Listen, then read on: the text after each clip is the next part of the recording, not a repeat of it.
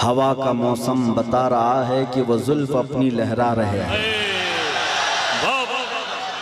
हवा का मौसम बता रहा है वो जुल्फ अपनी लहरा रहे हैं। सवारी तैबा से चल पड़ी है, हुजूर तशरीफ ला रहे हैं। नारे तकबीर, नारे रिसालत। हजरत अल्लामा शाह मुफ्ती सलमान अजहरी शाह साहब क़िबला, नारे तकबीर। वो आएंगे, आते होंगे, अभी आएंगे। वो आएंगे, आते होंगे, अभी आएंगे। यही सोच के हमने महफिल को सजा रखा है।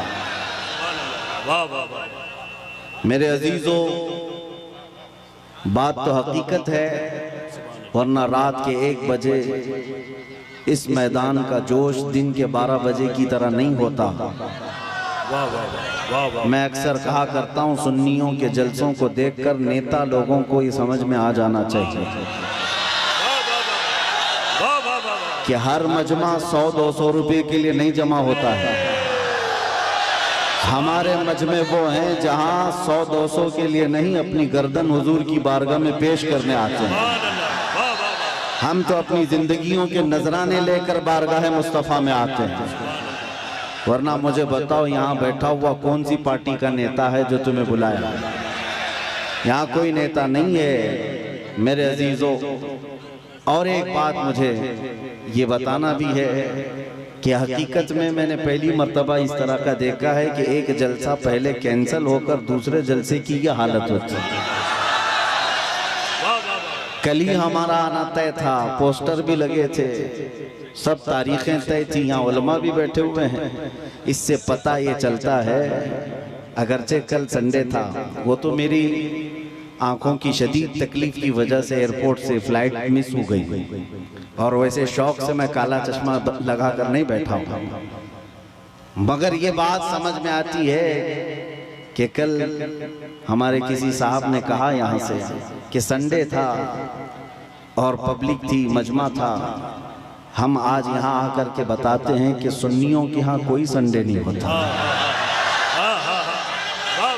हर वो रात जो मेरे मुस्तफ़ा के नाम है वो हमारी ईद की रात है। नबी करीम सल्लल्लाहु तआला अलैहि वसल्लम की नामूस और मोहब्बत से मुंसलिक हो तो वो रात हमारे लिए ईद की रात है।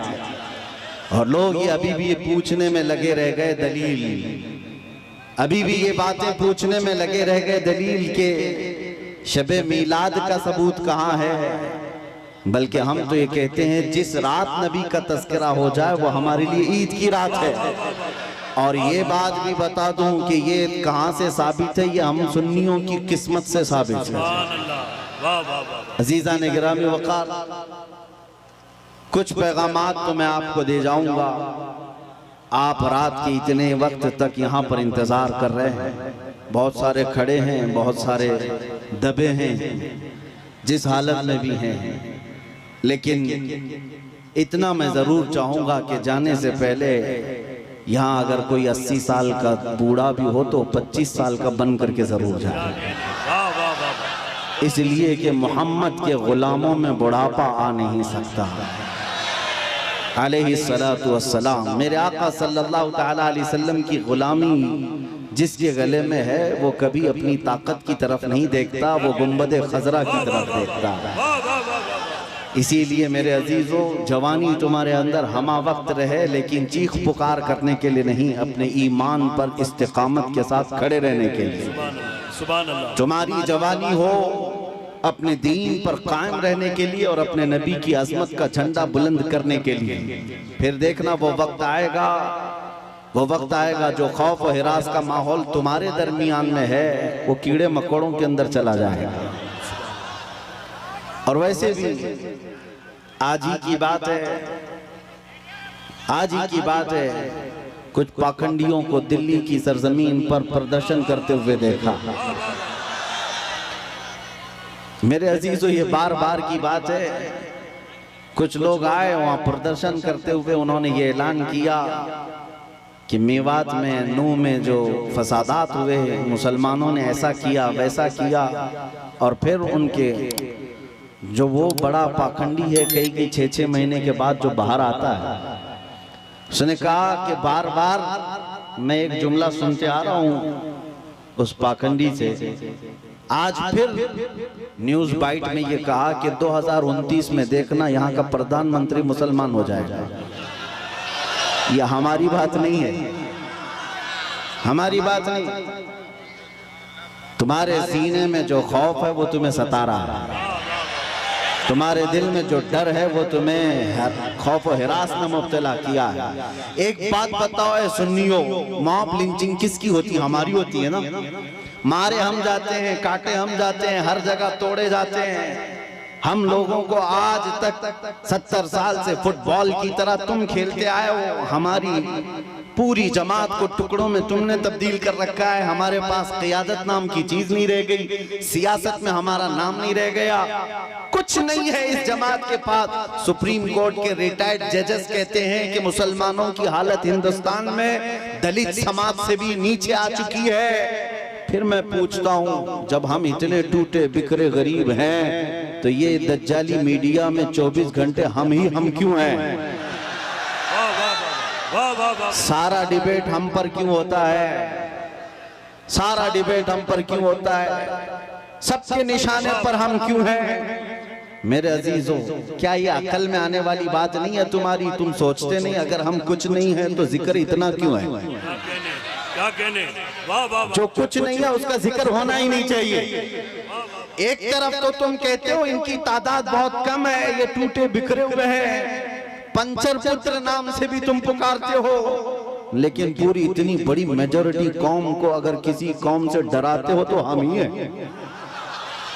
तुम्हारे पास डराने के लिए कोई और ताकत नहीं, मुसलमानों को लेकर डराते हो। मैं एक बात बताता हूं, तुम्हें नहीं पता है नौजवानों तुम्हारे पास क्या है, कुत्तों को जरूर पता है।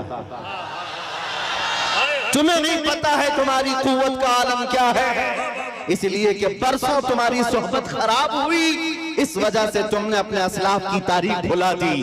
हकीकत में तुम किस बुजुर्ग की और कौन से तुम्हारे असलाफ थे जिनके तुम अखलाफ बन करके आज जमीन पर चल रहे हो, तुम्हें पता ही नहीं तारीख, लेकिन उनको जरूर पता है। इकबाल ने 100 साल पहले ये बात कही थी, इनका ये जो डर है वो ऐसे ही नहीं है, कुछ बात तो है कि मिटती नहीं हस्ती हमारी। सदियों रहा है दुश्मन दौरे ज़मा हमारा, तौहीद की अमानत सीनों में है हमारे, आसान नहीं मिटाना नामो निशा हमारा। यूनान और मिस्र रोमा सब मिट गए जहां से, बाकी मगर है अब तक नामो निशा हमारा। नारे तकबीर, नारे रिसालत, ख्वाजा का हिंदुस्तान। काश ये नौजवान मुसलमान समझ जाते कि हमारी अपनी ताकत, हमारी अपनी हैसियत क्या है। तुम्हारा एक ही तारुफ में बताता हूं, अपना किसी से इंट्रोडक्शन कराना तो इस बात से कराना जो इकबाल ने कहा था, आबरूए मां जना में मुस्तफास्त। हम सबकी इज्जत आबरू मुस्तफा के नाम से है। हम उनके दरबार के गुलाम हैं, हम उनके दरबार के अदना खादिम हैं, और हमारा सब कुछ उस दरबार से वाबस्ता। यही हमारी वैल्यू है, यही हमारी हैसियत है। और अगर तुम अपना अलग अलग इंट्रोडक्शन कराओगे, तुम्हारी पेशानियां घिस जाएं, तुम्हारी जिंदगियां खत्म हो जाएं, तब भी तुम्हारा नाम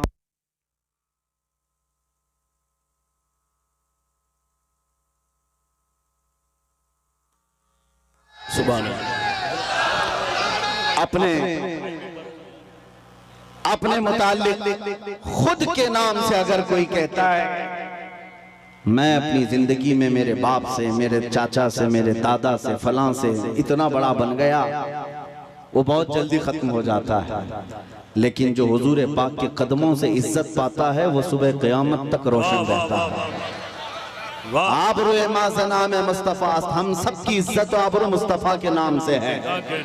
और जिस दिन तुम इस अजीम मकसद के लिए सीरियस हो गए, हसास हो गए, दूसरे मसलों को छोड़ दो, लेकिन मेरे नबी की इज्जत का मसला अहम है, उस दिन याद रखना मौला करीम भी तुम्हारी इज्जत को नीचे आने नहीं देगा। तुम उसके हबीब की इज्जत के लिए फिक्रमंद हो, और मौला करीम तुम्हारी इज्जत को बुलंद करेगा। हमने देखा है 100 साल बीत गए, आज भी हमारे मजमों में आला हजरत का नाम क्यों लिया जाता है? वाह वाह वाह वाह। हाँ, उनका नाम क्यों पुकारा जाता है? हर जगह इश्क मोहब्बत, आला हजरत, आला हजरत। क्यों? हम में से किसी ने देखा है उन्हें? हमारे बाप ने भी नहीं देखा होगा। जमाना बीत गया लेकिन नाम रोशन है, इसलिए कि आला हजरत ने जिंदगी भर अपने बाप के, अपने दादे के, अपने खानदान के कसीदे नहीं पढ़े, बल्कि जब भी उन्होंने जुबान खोली है तो कहा है सरवर कहूं कि मालिक व मौला कहूं तुझे, बाग़े खलील का गुले ज़ैबा कहूं तुझे, तेरे तो वस्फ़ तनाही से हैं बरी, हैरान हूँ मेरे शाह मैं क्या क्या कहूं तुझे, लेकिन रज़ा ने खत्म सुखन इस पे कर दिया, खालिक का बंदा खल्क का आका कहूं तुझे। जिस आला हज़रत ने मुस्तफ़ा करीम के गुन गाए और उनके नगमात गाए, रब ताला ने उनका नाम भी जिंदा रखा है और कलाम भी जिंदा रखा है। एक नुक्ता मैं बार बार बताऊंगा, हम सब की इज्जत व आबरू मेरे नबी से वाबस्ता है।